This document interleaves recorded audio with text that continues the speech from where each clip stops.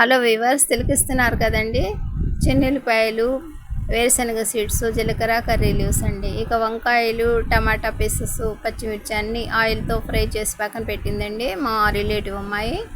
దోసకాయ పీసెస్ని సన్నగా కట్ చేసి పెద్ద దోసకాయని అన్నీ మిక్స్ చేసి చట్నీ లాగా తయారు చేసిందండి. ఉప్పు యాడ్ చేసి కొద్దిగా కొన్ని రేఖలు చింతపండు కూడా యాడ్ చేసిందండి. వీటన్నిటిని ఇప్పుడు పోపు పెడుతుందండి. తిరిగిస్తున్నారు కదండి.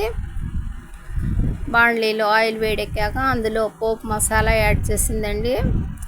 ఆ తర్వాత కర్రీ లీవ్స్ యాడ్ చేసిందండి. ఇక తయారు చేసుకున్న చట్నీని అందులో యాడ్ చేసి బాగా మిక్స్ చేసిందండి. ఇప్పుడు ఆయిల్తో, కర్రీ లీవ్స్తో, పోపు మసాలాతో ఈ దోసకాయ చట్నీ అంతా బాగా ఫ్రై అవుతుందండి. 1 నిమిషం పాటు ఇలాగే బాగా ఫ్రై చేసేసిందండి. Very tasty healthy chutney ready అయిపోయిందండి. చూస్తున్నారు కదండి.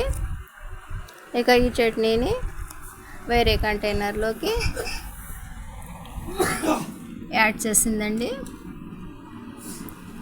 మా ఈ వీడియో నచ్చితే తప్పకుండా బీబీ షఫికా సోనా హోమ్లీ కిచెన్ షార్ట్స్ని లైక్ చేయండి, షేర్ చేయండి, సబ్స్క్రైబ్ చేయండి ప్లీజ్.